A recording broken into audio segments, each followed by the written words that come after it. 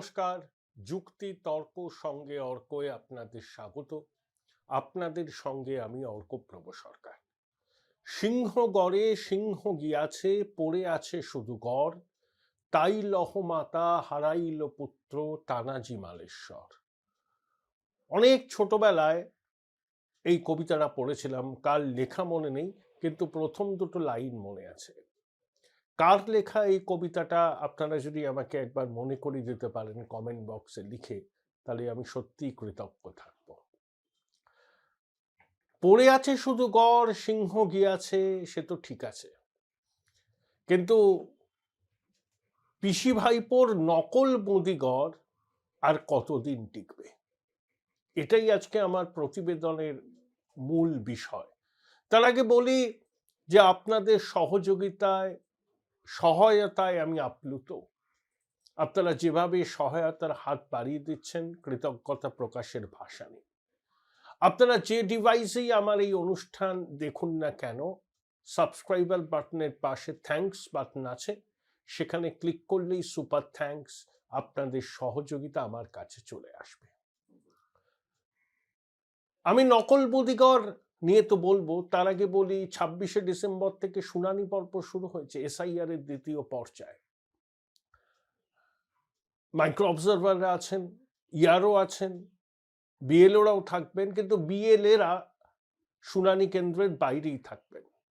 যাদের শুনানিতে ডাকা হবে তাদের স্বাক্ষর করতে হবে, তাদের ছবি তোলা হবে, সেটা আপলোড করা হবে, যে নথি তারা দেবেন সেটাও আপলোড করা হবে, এবং সঙ্গে সঙ্গে সংশ্লিষ্ট ডিস্ট্রিক্ট ইলেকশন অফিসারের কাছে পৌঁছে যাবে।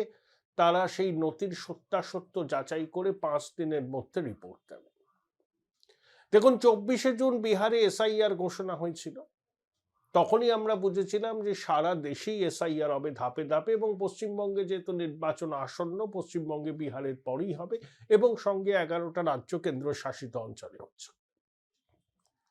তাহলে 24শে জুন এসআইআর ঘোষণার পর বিহারে, এই পশ্চিমবঙ্গে যারা রাতারাতি বিভিন্ন সরকারি নথি সংগ্রহের জন্য ঝাঁপিয়েছিলেন এবং সেই নথি তারা জমাও করবেন, সেই নথি কতটা অরিজিনাল নাকি জাল সেটা কমিশন নির্ধারণ করবে, প্রযুক্তির সহায়তা নেবে। ডিএমদের দায়বদ্ধ করা হচ্ছে, কারণ ডিএমরাই ডিস্ট্রিক্ট ইলেকশন অফিসার। এখন ধরুন কেউ 80-র দশকে জন্মেছেন, কেউ 9-এর দশকে জন্মেছেন, 24শে জুনের পর হঠাৎ করে তারা বার্থ সার্টিফিকেট পাওয়ার জন্য আবেদন করলেন। শংসাপত্র এসডিও দেন, কিন্তু একজন 80-র দশকে জন্মেছেন, 9-এর দশকে জন্মেছেন, 24শে জুনের পর হঠাৎ করে তিনি বার্থ সার্টিফিকেটের আবেদন করলেন। এই প্রক্রিয়া কিন্তু খুব সহজ নয়, এসডিওই দেন সাধারণত, কিন্তু তার আগে নথিপত্র যাচাই করা হয়, এলাকায় গিয়ে পড়শিদের কাছে জানতে চাওয়া হয় এ কতদিন এখানে আছে, ইত্যাদি ইত্যাদি, সময় সাপেক্ষ। যদি রাতারাতি বার্থ সার্টিফিকেট ইস্যু করে সেই বার্থ সার্টিফিকেট জমা দেওয়া হয় নথি হিসাবে, সেটা কতটা কি বলবো আর কি ভ্যালিড ডকুমেন্ট, জাল নথি নয়, সেটা কিন্তু কমিশন এবার বিচার করে দেখবে। সব থেকে গুরুত্বপূর্ণ এসআইআর এর এই প্রক্রিয়া, সেটা শুরু হয়েছে, মাসাধিক কাল ধরে চলবে। এখন নকল বঁদিগড় দিদিমণি ছোটবাবু রক্ষা করতে পারবেন কিনা? এমনিতে তো তাদের আত্মবিশ্বাস, অন্তত অ্যাপারেন্টলি, তার কোনো অভাব নেই। ছোটবাবুর বক্তব্য, এসআইআর এর পরেও তাদের ভোট বাড়বে, আসন বাড়বে, কিন্তু বাস্তব কি? আইপ্যাক তো বলে দিয়েছে এ বড় সুখের সময় নয়, সর্বোচ্চ 154টা আসন তৃণমূল পেতে পারে, এটা সর্বোচ্চ, সর্বনিম্নটা অনেক কম। এখন দিদির উন্নয়নের পাঁচালী, অনেকে বলছেন ঢপের পাঁচালী, তা নিয়ে তুমুল ঢক্কালি নাচ শুরু হয়েছে। কলকাতা শহরে, জেলা সদরে, রাস্তায়, গ্রামে গঞ্জে অটোতে মাইক লাগিয়ে উন্নয়নের পাঁচালী প্রচার হচ্ছে।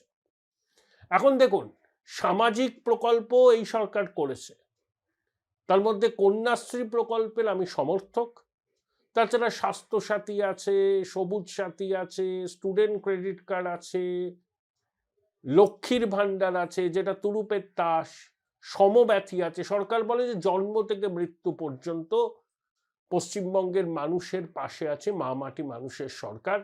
খোকাবাবু একটা নতুন স্লোগানও দিয়েছেন, যে এই স্লোগানটাকে তুঙ্গে নিয়ে যেতে হবে প্রচারের মাধ্যমে, এবং একই সঙ্গে 15 বছরের যে ঢপের পাঁচালী, সেটা মানুষের মনে একদম গভীরে প্রবেশ করাতে হবে। ছোটবাবু নিজেও বৈভবে রাস পালন করতে পথে নামছেন নতুন বছরের গোড়া থেকে। তবে এবারের ওটা নবজোয়ার নয়, এবার অন্য কিছু। ছোটবাবু যেখানেই যান 4000 পুলিশ যায়, বৈভবে রাস পালন হয়, কোটি কোটি টাকা খরচ করে আইপ্যাক। ছোটবাবু একে চ্যালেঞ্জ করেন, ওকে চ্যালেঞ্জ করেন, বিস্তর ঢপ দেন, সবসময় তর্জনী উঁচিয়ে একটা চ্যালেঞ্জ করছেন। ওনার বক্তব্য যে কতটা অন্তঃসার শূন্য যে কোনো মানুষই জানেন। আমার সব থেকে মজা লাগলো যে 200 জন প্রভাবশালী বাঙালি, তাদের বাড়িতে বাড়িতে মন্ত্রী সাংসদরা যাবেন। আচ্ছা, কোনো প্রভাবশালী বাঙালি যার সামান্য বিবেক, বুদ্ধি, আত্মসম্মান বোধ আছে, তারা কখনো এই সরকারকে সমর্থন করতে পারে? ভবিষ্যৎ প্রজন্মের স্বার্থে তাদের রাইজ টু দ্য অকেশন হওয়া উচিত নয়? আমি জানি প্রভাবশালী কারা, ওই এঁটোকাটা কমিটির চেয়ারম্যান, ওই মাধুকরী কবি, এসব আছে যারা আলো করে থাকে, কিছু টলিউডের লোকজন, ছোট পর্দার শিল্পী, কিছু সরকারি মারোয়ারি, কিছু পেটোয়া সাহিত্যিক, যাদেরকে শাসক প্রভাবশালী বলে মনে করেন, তাদের প্রভাব যে বঙ্গজীবনে আর কিছুই নেই, এই বার্তাটা আইপ্যাক দেয়নি খোকাবাবুকে। যদি না দিয়ে থাকে তো মূর্খামি করেছে। বাংলার প্রভাবশালী কারা জানেন? যাদের মত বাঙালির শোনে, তারা হচ্ছে অর্গানিক ইন্টেলেকচুয়াল। গ্রামসির ভাষায় কনসেপ্ট অফ হেজিমনি ব্যাখ্যা করতে গিয়ে গ্রামসি বলেছিলেন অর্গানিক ইন্টেলেকচুয়াল। এদের কোনো প্রিকনসিভ নোশন নেই। এরা সওদাগরি অফিসে চাকরি করেন, আদালতে প্র্যাকটিস করেন, সংবাদপত্রের দপ্তরে কাজ করেন, সাংবাদিকতা করেন, অধ্যাপনা করেন, ব্যবসা করেন। এরা অর্গানিক ইন্টেলেকচুয়াল। এরা কি বলছে? এরা বলছে এনাফ ইজ এনাফ। গণতান্ত্রিক পদ্ধতিতে এক ধাক্কা অর দো। কোন রাজনৈতিক দলের কোর সাপোর্টাররা, মানে কমিটেড ভোটাররা সরকার ফেলেও না, সরকার গড়েও না। সেই কাজটা করে সাইলেন্ট মেজরিটি। সেই সাইলেন্ট মেজরিটির সিংহভাগ এবার হৃদয়ে পরিবর্তনের আকাঙ্ক্ষাকে ধারণ করছে। তাদের বক্তব্যেরই গুরুত্ব আছে বাংলায়। এঁটোকাটা কমিটির চেয়ারম্যান, তৃণজীবী বুদ্ধিজীবী, যাদের তৃণমূল বলছে ইনফ্লুয়েন্স করতে পারেন জনমতকে, বাঙালি জনজীবনের যাদের প্রভাব আছে, ইনফ্লুয়েন্সার, তারা কাঁচকলা করবেন, ঘোড়ার টিম করবেন। কারণ এই লোকগুলোর ভূমিকা এখন মানুষের সামনে একদম চলে এসছে। আজকে যদি জয় গোস্বামী কিছু আবেদন করেন, যদি শুভা প্রসন্ন যদি কিছু আবেদন করেন, যদি কৌশিক সেন যদি কিছু আবেদন করেন, মানুষ গ্রহণ করবে? জানে তো এরা কি। চৌর্যবৃত্তির সাম্রাজ্যকে টিকিয়ে রাখার জন্য এরা পরিশ্রম করছেন নিজেদের ব্যক্তিগত স্বার্থকে সুরক্ষিত রাখার জন্য। কলাটা মূলটা পাবো, এই কমিটির চেয়ারম্যান হব, গাড়ি পাবো, গাড়ির তেল পাবো, ভাতা পাবো। এরা করবেন ইনফ্লুয়েন্স বাংলার জনমতকে। এসব শুনলে ঘোড়াতে হাসবে। এবার একটা চার্জশিট পেশ করা যাক একজন আপনাদের সহনাগরিক হিসাবে এই সরকারের বিরুদ্ধে। 2011 থেকে 2025, 14 বছর হয়ে গেল। বামপ্রাণ সরকার যখন ক্ষমতাচ্যুত হয়েছিল 34 বছর রাজত্ব করার পর, তখন রাজ্যের মাথায় প্রায় 2 লক্ষ কোটি টাকার দেনা ছিল। 1,94,000 কোটি টাকা সম্ভবত, একটু এদিক ওদিক হতে পারে, ফিগারটা আমার ঠিক মনে নেই, কেউ আমাকে একটু জানাবেন। এখন কত? 3 গুণের বেশি। তাহলে 34 বছরে, তার আগে থেকে ধরুন কংগ্রেসি জমানা থেকে, স্বাধীনতার পর থেকে 2011 পর্যন্ত রাজ্যের মাথায় ছিল প্রায় 2 লক্ষ কোটি টাকার দেনা, 14 বছরে সেটা 3 গুণ হয়ে গেল। কেন হলো? কে জবাব দেবে? 2 লক্ষ কোটি টাকার দেনা রাজ্যের মাথায়, এই প্রচারটা করেনি তৃণমূল 2011-য়। এখন তো মানুষ জানতে চাইবে, ঠিক আছে 2 লক্ষ কোটি টাকার দেনা ছিল 2011-য়, স্বাধীনতার পর থেকে 2011 পর্যন্ত, তাহলে 2011 থেকে 25 3 গুণ বাড়লো কেন? দেনার অঙ্ক। যে শিশু ভূমিষ্ঠ হলো আজ রাতে, তার মাথায় কত টাকার দেনা, কত টাকার বোঝা? সম্ভবত 58 বা 60,000 টাকা। জবাব দিতে হবে না? 2, প্রথমে ক্ষমতায় এসে এরা বোধহয় প্ল্যানই করেছিল যে লুটে পুটে খাবে, এলোমেলো করে দেমা, লুটে পুটে খাই। প্রথমে কি হলো? চিটফান্ড, সারদা, রোজভ্যালি, টাওয়ার, কত চিটফান্ড। শাসক দলের বিভিন্ন নেতা ফুলে পেঁপে উঠলেন, কয়েকজন হাজতবাস করলেন, দিদিমণি বললেন যা গেছে তা যাই যাক। বামফ্রন্টের জমানায় চিটফান্ডের সূত্রপাত, ফুলে ফলে পল্লবিত হয়েছিল তৃণমূল জমানার প্রথম দিকে। জবাব এড়িয়ে যাবেন? 3, সর্বস্তরে দুর্নীতি, যেখানে আপনি হাত দেবেন সেখানে দুর্নীতি। শিক্ষক নিয়োগে দুর্নীতিটা তো সুপ্রিম কোর্ট বলেই দিয়েছে, গন্ধ বেরোচ্ছে নিয়োগ থেকে। 17 রকম দুর্নীতি করেছে এসএসসি, মধ্যশিক্ষা পর্ষদ, বিকাশ ভবন। পথের ধুলায় বসে আছে যোগ্যরা। এখন সুপ্রিম কোর্ট এক্সটেন্ড করেছে অগাস্ট পর্যন্ত এরা চাকরি করবেন, যোগ্য চাকরিওয়ালারা। ইন্টারভিউ পর্ব মিটল, কিন্তু এই যে বাংলার বুকে একটা কলঙ্ক লেগে গেল। শিক্ষা নিয়ে আমরা গর্ব করতাম, কথায় কথায় দিদিমণি বলেন রবীন্দ্রনাথের বাংলা, নজরুলের বাংলা, জীবনানন্দের বাংলা, বিদ্যাসাগর মশাইয়ের বাংলা। হ্যাঁ অবশ্যই এদের বাংলা, কিন্তু আপনাদের মুখে এদের নাম নেওয়া শোভা পায় না।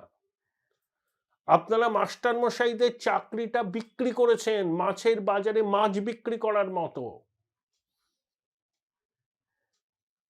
এই সত্য লুকোনো যাবে না, এর জবাবদিহি আপনাদের দিতে হবে।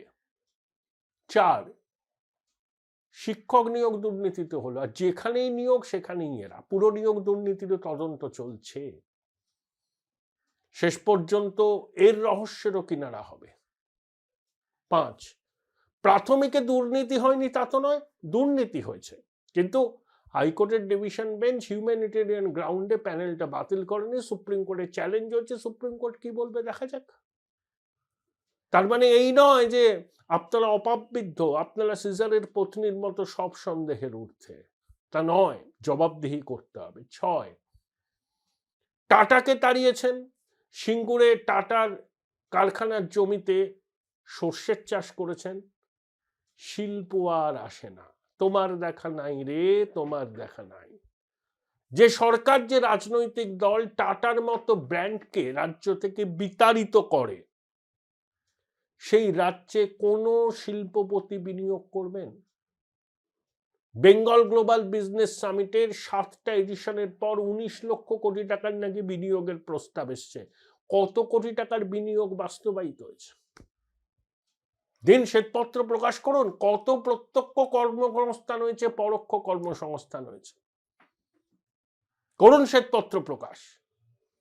উন্নয়নের পাঁচালী বলছেন, আমরা জানতে চাই এই বেঙ্গল গ্লোবাল বিজনেস সামিটের 7ম এডিশনের পর কত টাকার বিনিয়োগ বাস্তবায়িত হয়েছে, কত ছেলে মেয়ে প্রত্যক্ষ পরোক্ষ চাকরি পেয়েছে। দিদিমণি খুব আনন্দিত ছিলেন, আহ্লাদিত ছিলেন যে বিড়লা উপাসের কারখানা উদ্বোধন করবেন। সংবাদপত্রের প্রথম পাতায় ওনার হাসি মুখের ছবি, ঘোড়ার ডিম। কুমার মঙ্গলম বিড়লা বুঝে গেছেন যে এখানে দিদিমণিকে মঞ্চে নিয়ে উদ্বোধন করলে ভুল বার্তা যাবে। আসলে শিল্পপতিরা এইসব সামিটে আসেন, গালভরা প্রতিশ্রুতি দেন। পশ্চিমবঙ্গে থাকলে এরা গঙ্গা দাস, দিল্লিতে থাকলে এরা যমুনা দাস, কিন্তু বিনিয়োগটা করেন না। জানেন এখানে বিনিয়োগ করলে মূলধনের গ্যারান্টি নেই, মূলধনে ফেরত পাওয়ার গ্যারান্টি নেই, লাভ তো দূরস্থ। তার উপর তোলাবাজি, দাদাগিরি, ইউনিয়নবাজি সব তো আছে। 7, এই সরকার পাকা চাকরি দেওয়া ভুলে গেছে, যা হচ্ছে কন্ট্রাকচুয়াল এমপ্লয়মেন্ট। খোকাবাবু দিদিমণি কি বলবেন কত শূন্য পদ সরকারের খালি রয়েছে? পুলিশে কত শূন্য পদ, স্বাস্থ্য দপ্তরে কত শূন্য পদ? দয়া করে একবার বলুন না। এত করেছেন, কটা পাকা চাকরি দিয়েছেন পশ্চিমবঙ্গের মানুষকে? মুখ লুকোতে পারবেন না। 8, এই যে মেরুকরণের বৃত্তটা এবার সম্পূর্ণ হয়ে যাবে। এই মেরুকরণ শুরু করেছে কে? এই রাজনৈতিক দল, ক্ষমতাসীন রাজনৈতিক দল ওই 2018 পঞ্চায়েত নির্বাচনের পর থেকে প্রতিদ্বন্দ্বিতামূলক সাম্প্রদায়িকতা। দিদিমণি সংখ্যালঘুদের ভোট নিশ্চিত করার জন্য ইমাম মুয়াজ্জিমদের ভাতা দিলেন, বিজেপির জুজু দেখালেন, সিএ নিয়ে ভুল প্রচার করেছিলেন, এনআরসির জুজু দেখালেন, দাঙ্গার জুজু দেখালেন, 100-র মধ্যে 91টা সংখ্যালঘু ভোট পেলেন। সংখ্যালঘুদের উন্নতিতে কি করেছেন? সাচার কমিটির রিপোর্ট তো সেই 2007-8 প্রকাশিত হয়েছিল। গঙ্গা দিয়ে 18 বছরে অনেক জল বয়ে গেছে।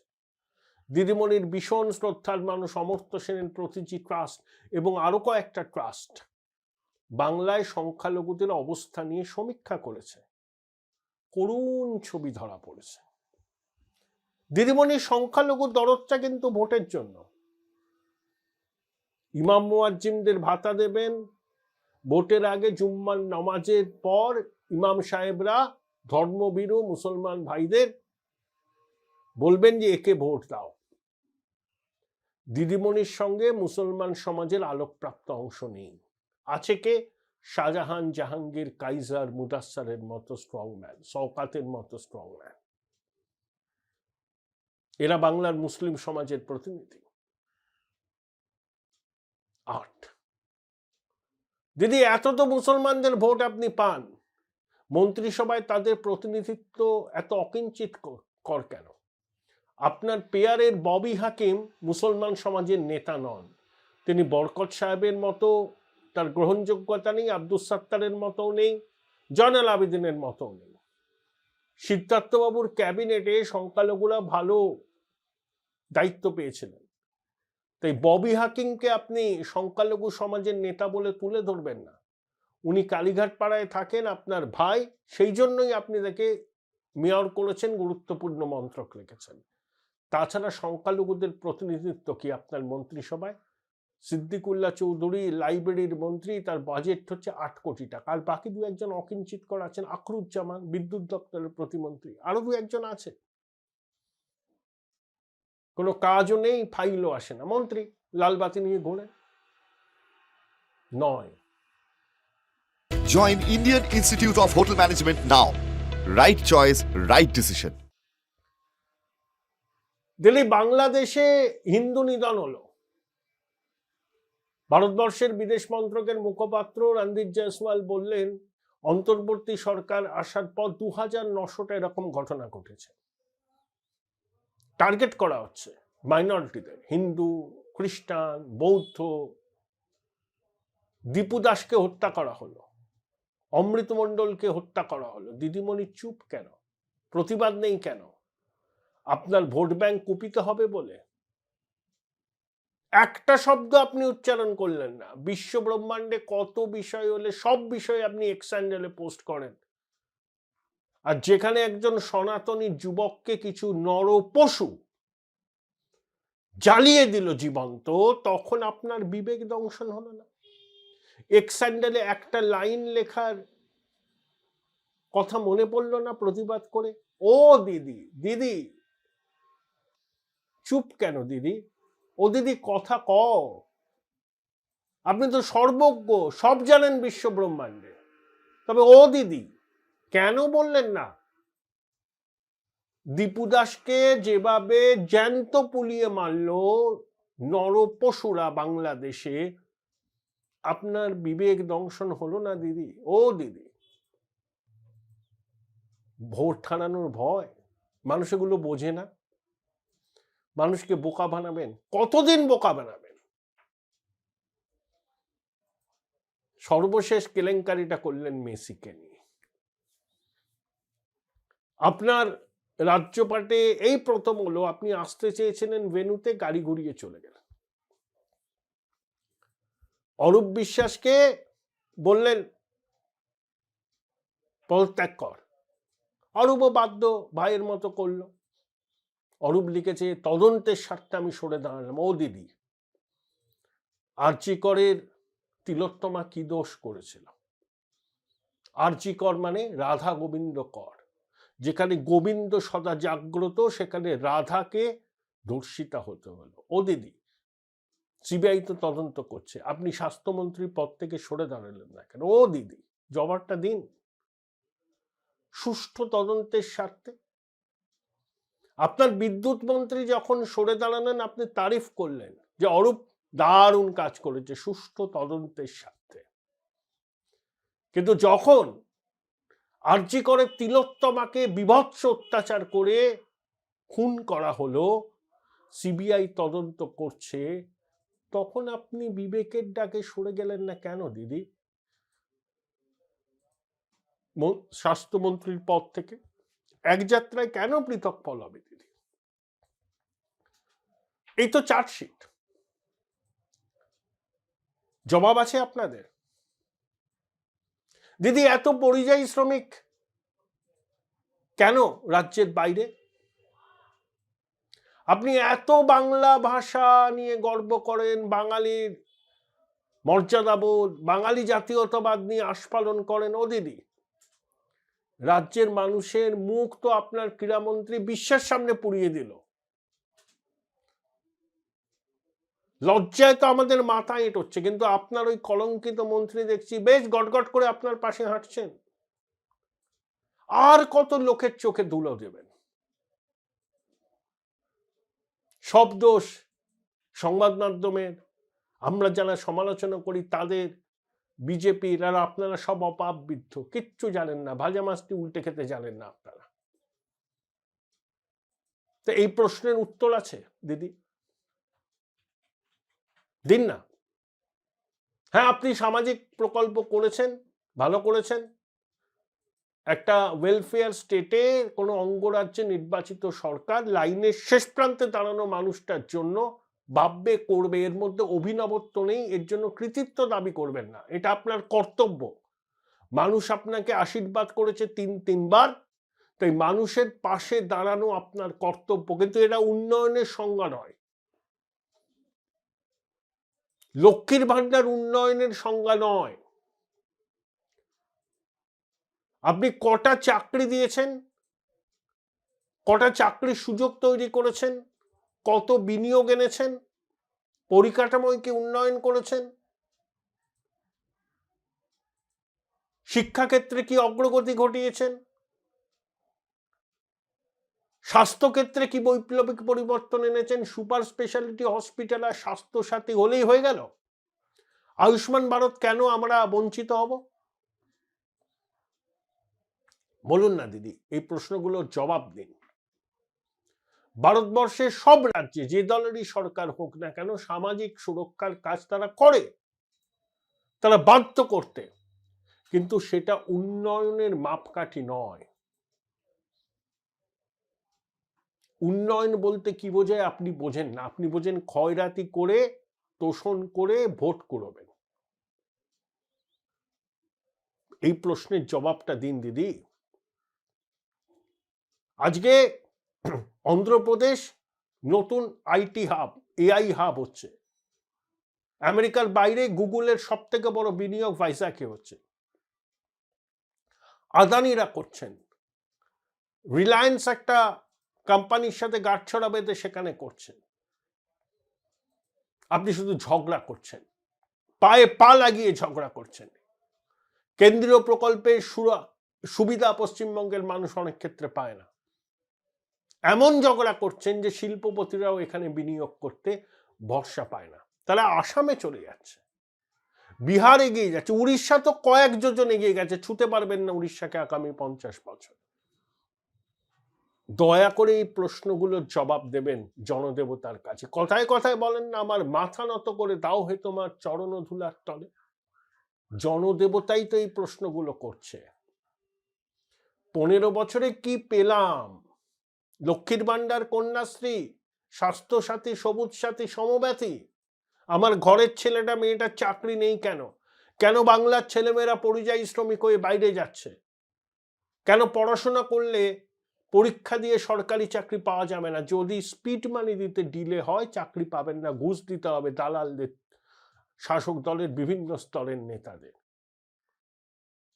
তবেই আপনি চাকরি পাবেন। তৃণমূলের পরিবারের ছেলেমেয়েরা তো তারাও তো লেখাপড়া করে, তারাও চাকরি পায় না। পয়সা দিন, চাকরি নিন। এটাই তো আপনারা করেছেন বিগত 15 বছর ধরে। যে প্রত্যাশা ছিল মানুষের আপনার উপর, কি পূরণ করেছেন প্রত্যাশা? আজ 15 বছর কম সময় নয়। এই জবাবগুলো দিন, দিতে পারবেন না। তাই উন্নয়নের পাঁচালি ওই অটোয় মাইক বেঁধে বাজাতে হবে। কিন্তু আমরা তো এই প্রশ্নগুলো তুলব, কারণ একজন আপনাদের সহনাগরিক হিসাবে এই প্রশ্নগুলো তোলা তো জরুরি। এই প্রশ্নগুলো বহু মানুষের মনের কথা, তারাও জানতে চায়। দিদিমণি খোকাবাবুর কাছে এই প্রশ্নগুলো রাখলাম। পারবেন তো নকল বুদ্ধিগর রক্ষা করতে? দেখুন না কি হয়। অনেক খেলেছেন, ফুটবল ছুঁড়েছেন, খেলা হবে বলেছেন। এবার মানুষই বোধহয় খেলবে, ওই সাইলেন্ট মেজরিটি। এবার চুপচাপ ফুলে চাপ হবে, সেটা বোধহয় অন্য ফুল।